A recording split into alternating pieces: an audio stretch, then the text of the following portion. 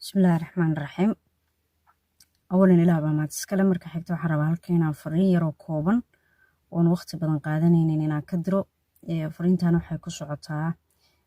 صدح قلو وشيدك فرين تانو حويان وكورتيجيسة تعديادة كدنكا قبلها يرير قبلها وين سيقو دمركا وحربانا فرين تان كوچهو صدح كوحود kooxda koowaad waxa weeye culimada iyo uqaasha odayaal dhaqameedka si guud tiimkaasina ugu diro qodob fariinta labaadna waxaan u dirayaa dawladaha si guud Soomaali oo idil ama states ha noqdaan maamul goboleedaha noqdaan ama dawladda dhexe si guud ha noqoto qodobka saddexaadna waxaan u dirayaa waalidiinta iyo ehelka ilmahan tacdiid markasta ay ku dhacaan culimada iyo odayaasha waxaan leeyahay culimo ilaahay diinta wuxuu idin baray ilaahayna culimo idin kaga dhigay waxa weeyaan inaad dadka gaarsiisaan cilmiga ilaahay idin baray in bulshada Soomaaliyeed cilmiga aad barateen gaarsiisaan bay idinkana ajar iyo xasanaad idinku sugan yahay bulshaduna kaga badbaadi kartaa waxyaabo badan oo fusqi fasahaada oo dhacayo maalin walba dadka ku dhacaya waxaan idin leeyahay masaajidada inaad dadka ka wacyigelisaan wax fasahaadka fusqiga iyo macsida iyo munkarka iyo fuuxishka waxa weeyaan idinkana way idin fiican tahay oo waxa weeyaan waajibaad baa gudanaysaan bulshadana dad badan oo cilmi u lahayn oo fahansanayn waxaan dibka ugu sugan waa ku baran doona inaad masaajidada ka wacyigelisaan inaad bandhig fagaareed samaysaan inaad waxa weeyaan social media iyo meelaha dadku ku kulmayaan waxa weeyaan muwaadiic ku saabsan diinta iyo dhaqanka iyo sida dadka looga fogeynayo faaxishka iyo macsida iyo fasahaadka waa inaad maalin walba waxa weeyaan samaysaan idan ka daalin sida kuwa idinka idin la midka ah bil cagsigeena ah ee fusqiga faafinaya aanay uga daaleynin maalin walba inay dadka gaarsiiyaan xumaha waa inay idinkuna diinta iyo nimcada iyo naxariista ilaahay idin baray oo dadka in la gaarsiisaan la idinka rabo inay uga daalinin waxaan idin leeyahay culimo sibaad wahabidiin saaran yahay fadhiga ka kaca dadka waxa weeyaan waanada badiya kulamada badiya waxa weeyaan bandhig fagaareedada badiya waxa weeyaan mikrafoon qaata dadka wixii galiya oo xumaa ka wixii galiya khayr Allah idin siiyo qodobka labaad aan rabo inaan u diro waxa weeyaan odayaasha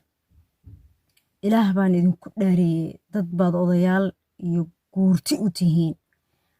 dadka ha ku haginina shuruuc aan sax ahayn in gabar yar oo miskiin ah oo dulman oo la kufsaday ama la dhibaateeyay inaad sandareero yar ku qaadataan oo laba reer ku kala dhex gashaan gabar yar oo maskaxdeeda iyo maankeeda iyo jirkeeda la dhaawaco ilaah baan idinku dhaariyay ilaahayna ugu dhawaan maysaan adduunkana sharaf idinkaguma sugnaanaysa ka daaya oo qofkii dulmi sameeya sharciyada iyo dhaqanka marsiiya oo inuu canqaamuto lama marsiiyo ka daaya inaad gabdhaha yaryar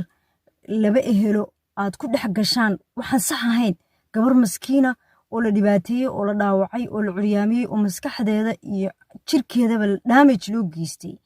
inaad xoogaa yar ku qaadataan oo laba reer ku kala gashaan ilaah baan idinku dhaariyay ka daaya reerayooga iyo gabdhaha Soomaaliyeed ma gayaan mana u qalmaan ilaahay agtiisana sax kuma ahan dhaqanka sax kuma ahan qofka mentality-giisa iyo maskaxiisa jirkiisana sax ma aha waxaan rabaa inaan waalidiinta Soomaaliyeed khaasatan hooyooyinka macan waxaan ogahay hooyooyin badan oo dhib ku korinaya ilmaha oo agoonnimo ku korinaya oo silciisa xariir ku korinaya oo waxa weeyaan suuqa u aadaya oo waxa ku noolaan lahaay ilmaha raadinaya waxaan leeyahay hooyo shaqooyinka culus ee haysaan ilaahayna ajar baad ugu helaysaan adduunkana sharaf baad ugu nooshiin aakhirana nimca idinkaga horeysa shaqadiina ku dara inaad gabdhihiina meesha ay tagayaan iyo camalka ay sameynayaan iyo farta ay qaadayaan aad daba gashaan oo ogaataan ku dara aabayaasha waxaan leeyahay kuwa badan baa laga yaabaa inay waxa weeyaan gabdhahaasi agoonnimo ku koriyaan kuwa badan baa laga yaabaa gabdhahaasi in aabahood dayaceen ama hooyadood kala tageen kuwa badan baa laga yaabaa aabahood inuu bush qaad fadhiyo kuwa badan baa laga yaabaa inuu ku jiro maxaa la yiraahdaa fadhi ku dir oo dood siyaasadeed macna ugu jirin inuu ka shaqeynayo waxaan idin leeyahay gabdhihiina korintooda waajibaad baa idinka saaran waana laydin kula xisaabtamaya aakhiro ka warqaba ilmihiina ka warqaba ogaada khaasatan gabdhihiina wiilashiina ka warqaba oo ka ilaaliya fusqiga macsida iyo fasahaadka ay ku jiraan oo ay haminayaan masaajidada u raaca waxbarashada ku kontaroola ka warqaba camalaadka ay samaynayaan wiilashiina si ay uga badbaadaan gabdhaha islaameed wiilasha wiilka aqbalay walaashiis in la kufsado oo isaguna kii kufsaday uu la tamashleeyo uu magaalada la dhex maro wallaahi damiir xumo ka xuni ma jirto waa meesha ugu liidata waa meesha ugu hooseysa damiir xumo inaad aqbasho walaashaa intii nin kufsado inuu ku agmaro ama magaalada kugula noolaado adiguna aad normal life ku noolaatin waa nolosha zerogeeda ugu hooseeya intuu walaashaa dhaawacay waa inaad dhaawacday intuu walaashaa maskaxdeeda ku cayaaray waa inaad maskaxdiisa ku cayaartid intuu walaashaa jirkeeda ku cayaaray waa inaad jirkiisa ku cayaartid intuu walaashaa gaarsiiyey oo uu sharafteeda iyo karaamadeedu lumiyey waa inaad karaamadiisa sharaftiisa lumisid taas weeyaan laakiin se u noolaatay se u aqbashay walaashaa macaan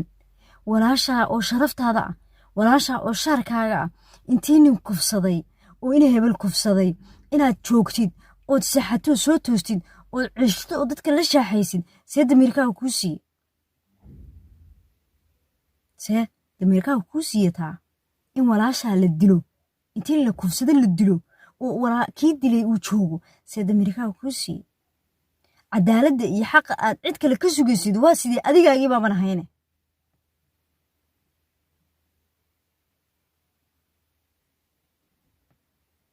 haddaba waxaan leeyahay ma gabdhaha yaryar kuwa waaweyn gabdhaha yaryar waxaan leeyahay ilaahay hayda xifdiyo waa ilmo yaryar qaarkood laga caqli badan karo qaarkood loo hanjabi karo oo la oran karo haddaad sheegtaan waa idin laynaynaa iyo siyaabo kale kala duwanoo fara badan laakiin gabdhaha waaweyn oo ama intii shukaansi loo sheego banaanada loo kaxeeyo ama hoteelle iyo caways la geeyo oo cunooyinka wax loogu daro ama sharaabyada iyo kuwa waxa weeyaan jacaylka beenta aan jirin intii lagu madandaaliyo hadhowdii wixii rab lagu sameeyo ama gurubyo loo soo kacso waxaan leeyahay saaxiib yaal khayr allah idin siiye inta dhacda dhacaysa ee maalin walba dhacaysa ha idinku filnaato cashar idinkugu filan inta nin gabar dhibaato gaarsiiyey inta nin gabar qaawan soo bablish gareeyey inta nin gabar waxa weeyaan u ooyeysa ama jacayl la jalaysa soo duubay oo soo baraha bulshada soo keenay inta nin gabar kufsaday inta nin intuu cuno wax ugu daray intaas idinkugu filan cashar wax ku qaata markaa nima kala sheekaysanaysaan gurigiina kula sheekaysta ninka gurigaaga kuu quuri waa inuu kugula sheekaysta sharaftaada ma ilaalinayo kaas no ninka sharafta kaale ninka mustaqbalka kaale waa kan gurigaaga kuugu yimaado kugu shukaansada marka gurigaaga dhibaato ma kugula kulmayso no ragga wanaagsan waxaa hadalkayga kusoo koobaya ragga wanaagsan ee fiican ee dhibkaas iyo xumaha iyo dhibaatooyinka gabdhaha loo geysanay ka dhidhiyo waxaan idin leenahay awooddiina aad wax kaga dhidhiyeysaana tusa koruqaada badiya la jihaada celiya ka celiya gabdhaha kuwa waxa u geysanaya la dagaala u wacyigeliyo waaniya waxa weeyaan awooddiina noo muujiya waana ku mahadsantihiin in badan waxaa jirta wanaagsan oo ehlu sharaf ehlu karaama ehlu diin ah aan ogolayn gabdhaha in yar in la gaarsiiyo kuwaas waxaan leenahay madaxa noo saarantahay kuwa kale ee naga xumaaday ee naga maaragtay fasahaday waxaan leeyahay ilaahay idin soo hanuuniyo dhammaantii waxaa inoo rajeynaya midnimo iyo taqwadeebe iyo inuu ilaahay na xifdiyo ina karaameeyo dadka Soomaaliyeed waxaa ilaahay ugu rajeynaya dowlad caadila oo waxa weeyaan baahiyahooda kafaysa in ilaahay siiyo meel walbaba waxaan leeyahay gabdhaha Soomaaliyeed ilaahay idin xifdiyo waa dhibantihiin qoysnimadii baa ku dhibantihiin noolaanshihii baa ku dhibantihiin waxa weeyaan siyaabo kala duwan ilaahayna xifdiyo anyway waxaan idin leeyahay midnimo iyo taqwadeebe asalaamu calaykum